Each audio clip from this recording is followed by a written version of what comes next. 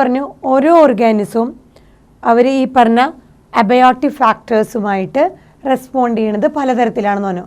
So different types of individual organism living organism ഈ പറഞ്ഞ സ്ട്രെസ്ഫുള്ളായിട്ടുള്ള abiotic ഫാക്ടേഴ്സിനെ പലതരത്തിലുള്ള കണ്ടീഷനിലൂടെയാണ് അവർ റെസ്പോണ്ട് ചെയ്യുന്നത്.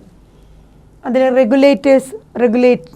റെഗുലേറ്റ് നമ്മൾ പറഞ്ഞു നിയന്ത്രിക്കുക, കൺഫേം പറഞ്ഞു നമ്മൾ സമീകരിക്കുക, ഇനിയുണ്ട് മൈഗ്രേറ്റ് ആൻഡ് സസ്പെൻഡ്.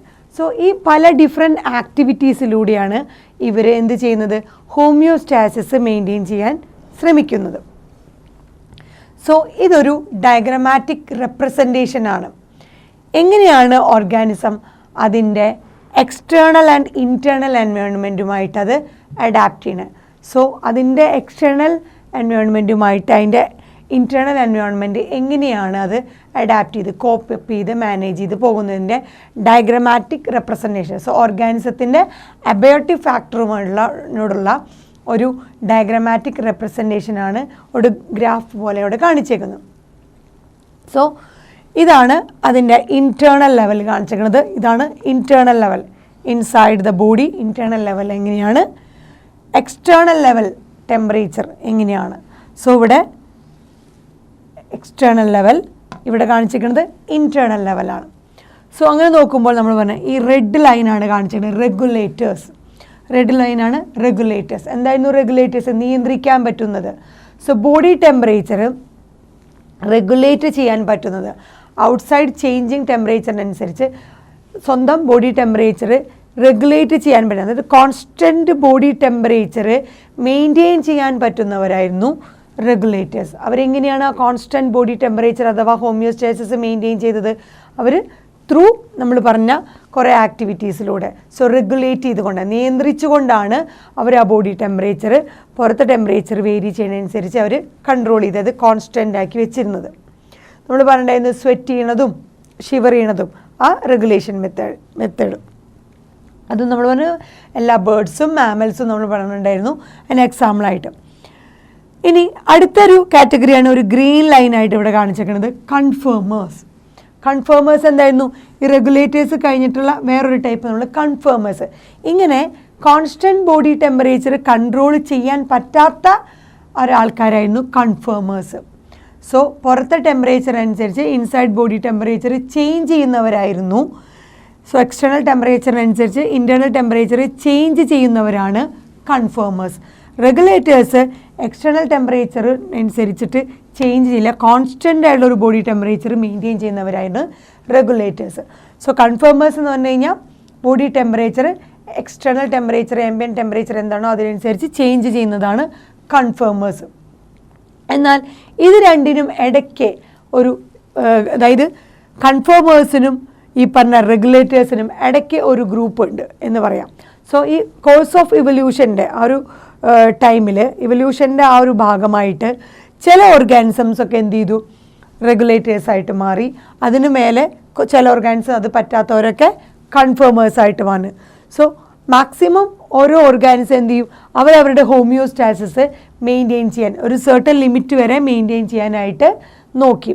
സോ അതിന് മേലെ ഉള്ളവരൊക്കെ എന്ത് പറ്റും, ഈ റെഗുലേഷൻ നടക്കാൻ പറ്റാത്തവരൊക്കെ ബിയോണ്ട് എന്നുള്ളവരൊക്കെ കൺഫേമേഴ്സായിട്ട് മാറി. സോ ഇതിൻ്റെ ഇടയിൽ നിൽക്കുന്നവരാണ് പരമാവധി റെഗുലേഷനിലൂടെ നോക്കി പക്ഷെ പറ്റാണ്ട് പിന്നെ കൺഫേമേഴ്സായിട്ട് മാറി. അതിൻ്റെ ഇടയിൽ നിൽക്കുന്നവർ പാർഷ്യൽ റെഗുലേറ്റേഴ്സ് എന്ന് പറയുന്നത്. സച്ച് ഓർഗാനിസംസ് ആണ് പാർഷ്യൽ റെഗുലേറ്റേഴ്സ്, അല്ലെങ്കിൽ നമുക്ക് പറയാം ലിമിറ്റഡ് റെഗുലേറ്റേഴ്സ് എന്ന് പറയും. സോ ലിമിറ്റഡ് റെഗുലേറ്റേഴ്സ് അല്ലെങ്കിൽ പാർഷ്യൽ റെഗുലേറ്റേഴ്സ് എന്ന് പറയുന്നത് ഒരു ലെവൽ വരെ അവർ എന്ത് ചെയ്തു, ബിഹേവ് ലൈക്ക് നമ്മുടെ റെഗുലേറ്റേഴ്സിനെ പോലെ നോക്കി, കൺഫേമേഴ്സിനെ പോലെ നോക്കി. അത് കഴിഞ്ഞിട്ട് റെഗുലേറ്റേഴ്സിനെ പോലെ നോക്കിയിട്ട് പിന്നെ അത് കഴിഞ്ഞ് ബിയോണ്ട് ആ ലിമിറ്റ് കഴിഞ്ഞപ്പോൾ അവർ എന്തായിട്ട് മാറി, കൺഫേമേഴ്സായിട്ട് മാറി. സോ ഒരു ലെവൽ വരെ റെഗുലേറ്റേഴ്സായിട്ട് നോക്കി അവരുടെ ബോഡി ടെമ്പറേച്ചർ റെഗുലേറ്റ് ചെയ്യാൻ ശ്രമിച്ചു, ഹോമിയോസ്റ്റാസിസ് മെയിൻറ്റെയിൻ ചെയ്യാൻ ശ്രമിച്ചു ത്രൂ ഡിഫറെൻറ്റ് ആക്ടിവിറ്റീസിലൂടെ. പക്ഷേ അതിനുശേഷം അവർക്ക് ആ ലിമിറ്റ് കഴിഞ്ഞപ്പോൾ അവരെന്തായി മാറി, കൺഫേമേഴ്സായിട്ട് മാറി.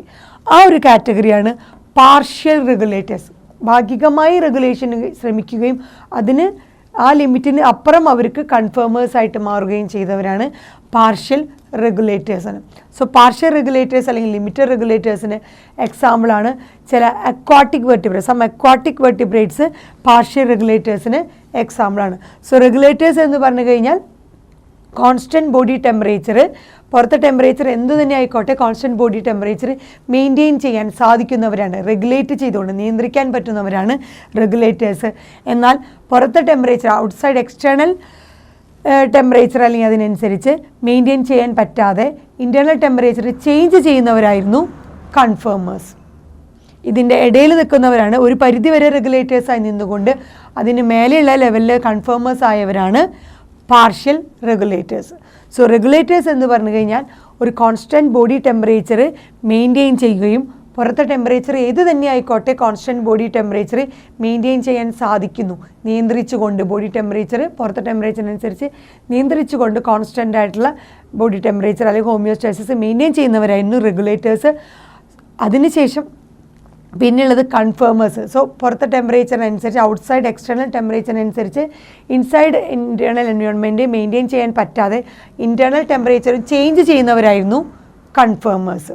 സോ റെഗുലേറ്റേഴ്സ് എന്ന് പറഞ്ഞു കഴിഞ്ഞാൽ കോൺസ്റ്റൻ്റ് ആയിട്ടുള്ള ഒരു ബോഡി ടെമ്പറേച്ചർ മെയിൻറ്റെയിൻ ചെയ്യാൻ പറ്റുന്നവരായിരുന്നു റെഗുലേറ്റേഴ്സ്.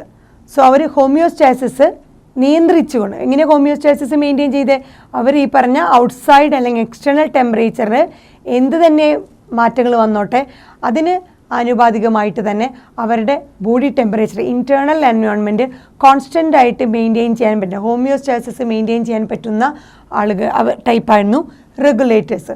സോ ഔട്ട്സൈഡ് എന്ത് ടെമ്പറേച്ചർ ആയാലും കോൺസ്റ്റൻറ്റ് ബോഡി ടെമ്പറേച്ചർ മെയിൻറ്റെയിൻ ചെയ്യുന്നവരാണ് റെഗുലേറ്റേഴ്സ്.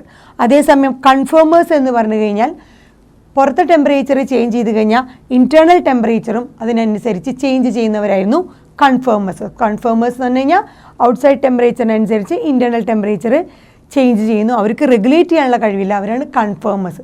സമീകരിക്കുക, ഇവർ നിയന്ത്രിക്കുക.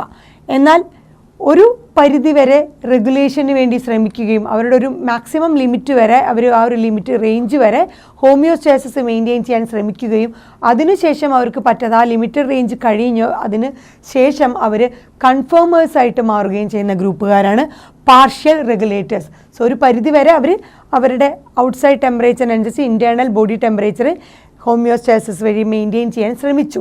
എന്നാൽ ആ ഒരു ലിമിറ്റ് കഴിഞ്ഞപ്പോൾ അവർക്ക് കൺഫേമേഴ്സായിട്ട് അവരുടെ ബോഡി ടെമ്പറേച്ചർ പുറത്തെ ടെമ്പറേച്ചർ അനുസരിച്ച് മാറേണ്ടി വന്നു. അങ്ങനെയുള്ളവരാണ് പാർഷ്യൽ റെഗുലേറ്റേഴ്സ്.